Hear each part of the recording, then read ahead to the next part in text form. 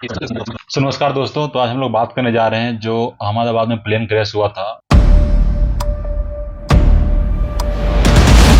उसके अंदर 280 के आसपास लोग जल गए या फिर दब के मर गए। उसके बाद कुछ ही दिन बाद फिर एक केदारनाथ का विमान क्रैश हो गया, श्रद्धालु लोग उसमें भी मर गए, 5-6 लोग। तो ये जो मंथ है जून, इसमें बहुत सारी खराब चीजें हो रखी है ऑलरेडी। एनीवे, कुछ दिन पहले आप न्यूज़ सुने होंगे कि विजय रूपानी जो पूर्व सीएम थे गुजरात का, उनका डीएनए मैच हो गया। तो डीएनए मैच हो गया, बट आपने कभी सोचा कि डीएनए मैच कैसे कराया जाता है लेबोरेटरी में? क्योंकि मेरे दिमाग में क्वेश्चन आया था कैसे मैच करवाते हैं, तो हम इसका कुछ रिसर्च किए, कुछ पढ़े, फिर देखे अच्छा इस तरह मैच होता था। आपको वो डिटेल आपको बताएंगे हम आगे, जैसे वीडियो में आगे बढ़ेंगे तो आपको बताएंगे। बट अब सोचिए कि विमान में 1,25,000 लीटर फ्यूल था और सारे एक बार में जल गया। अब देखे होंगे इंस्टाग्राम के रील्स में या फिर यूट्यूब के रील्स में कि कितने बड़े बड़े फ्लेम उठ रहे थे, मतलब जैसे लग रहा था कि ज्वालामुखी फट गया है कहीं पे। तो सोचिए जब इतना ज्यादा मात्रा में फ्यूल बर्न हुआ तो सराउंडिंग में कितना डिग्री टेम्परेचर रेज हो गया होगा।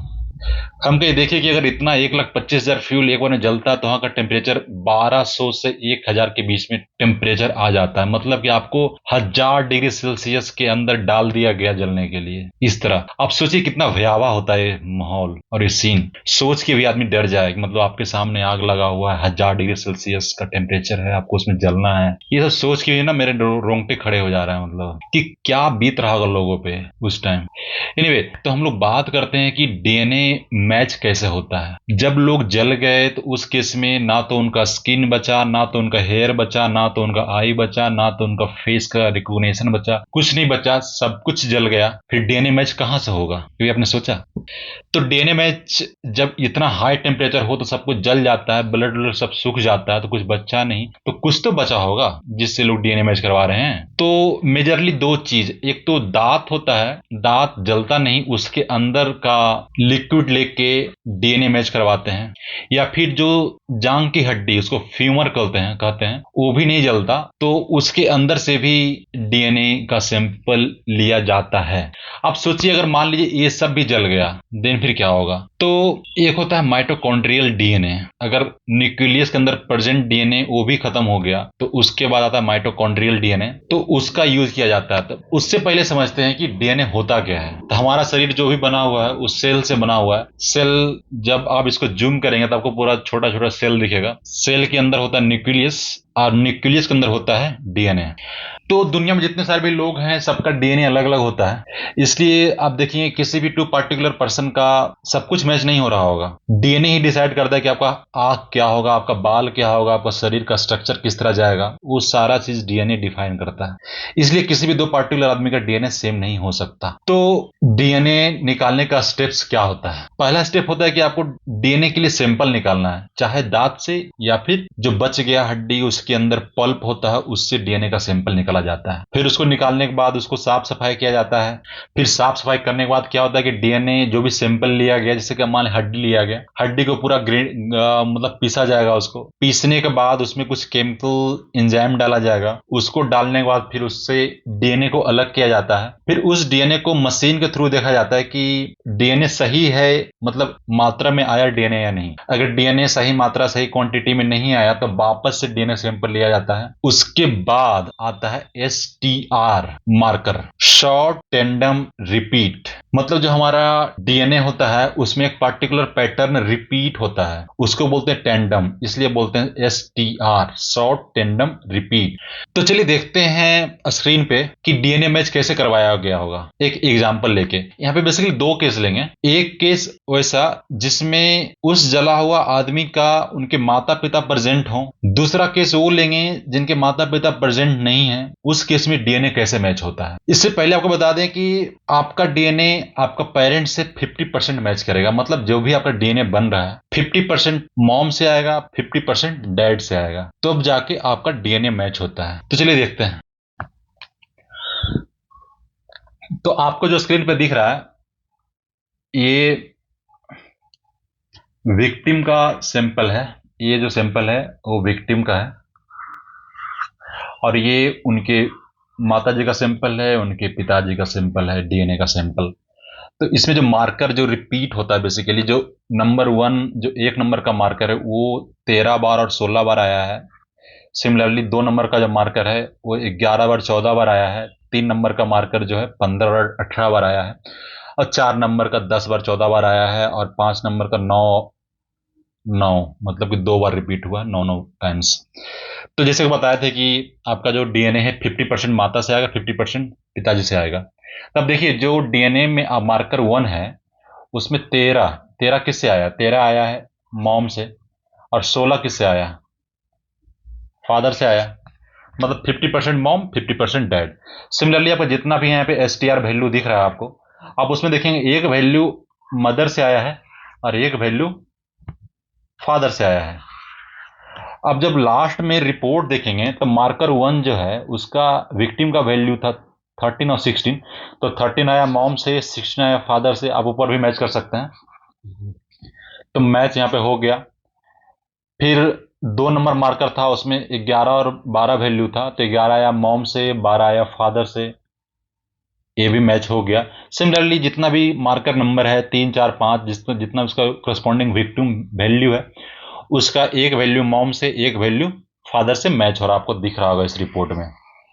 आप स्क्रीन को पॉज करके देख सकते हैं कि सारा वैल्यू मैच हो रहा है कि नहीं मैच हो रहा है। जब ये मैच हो जाता था 100% मैच हो जाता है कि हाँ मतलब 100% विक्टिम का डीएनए मैच हो गया पेरेंट से। तो इस केस में उनको डिलीवर कर दिया जाता है कि हाँ ये आपका ही है, आप इसको ले जाइए और अंतिम संस्कार कीजिए।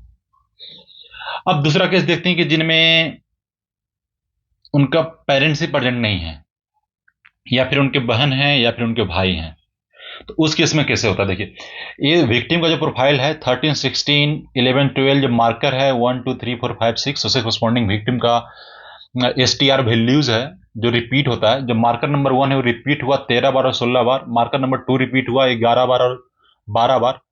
तब देखते हैं जो ब्रदर का विक्टिम लिया, जो ब्रदर का सैंपल लिया गया उसमें 13 और 17, मार्कर 1 13 बार आया और 17 बार आया। तब देखा जाता है कि विक्टिम का 13 और ब्रदर का 13 मैच हो रहा, मतलब 50% मैच हुआ। क्योंकि ये पेरेंट्स तो है नहीं माता पिता कि इनका जो 100% मैच हो जाए। क्योंकि अब जब आपका सिबलिंग होता है सिंपल के लिए तो उस केस में 50% ही मैच होता है।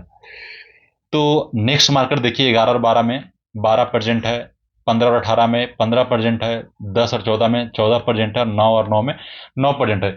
इस केस में क्या होगा कि 50% आपका डीएनए मैच हो गया। तो एक निकालते हैं सिव इंडेक्स। अगर ये इंडेक्सिंग ग्रेटर देन 10 होता है तो उस केस में ये हो जाता है कि मतलब कि जो डेड बॉडी है आपसे रिलेट हो रहा है। उस केस में भी आपको ये दे दिया जाता है कि हाँ ये आपसे मैच कर रहा है, आपके डीएनए से मैच कर रहा है। तो बेसिकली डीएनए मैचिंग इस तरह होता है। जब आपका पेरेंट्स प्रेजेंट हो तो 100% डीएनए मैच होता है। 100% डीएनए मैच जब आपका पेरेंट्स प्रेजेंट हो। और जब आपका सिबलिंग प्रेजेंट हो तो उसके उसमें 50% डीएनए मैच होता है। तो डीएनए मैचिंग का टोटल ये कहानी था। अब बताइए कि एक केस लेते हैं स्वर्गीय पूर्व chief minister of Gujarat Shri Vijay Rupani जी।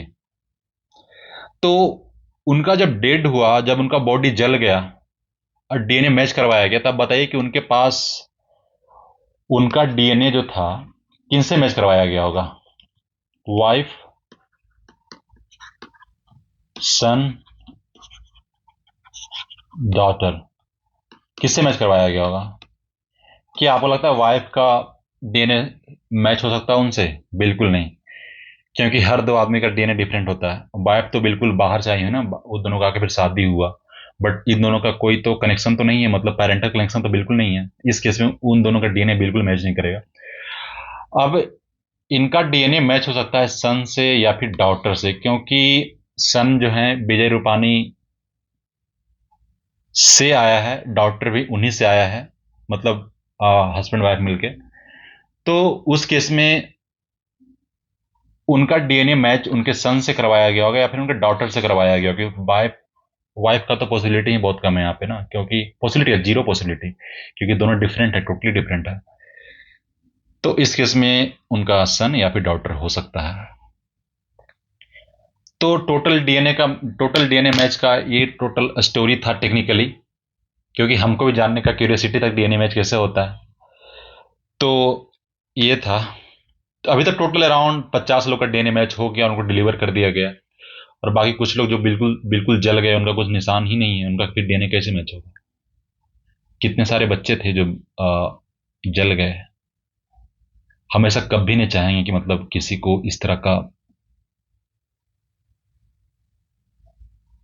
जान देना पड़े, कि आपको 1200 डिग्री टेम्परेचर है, आग जल रहा है, आपको उसमें जल के मरना है।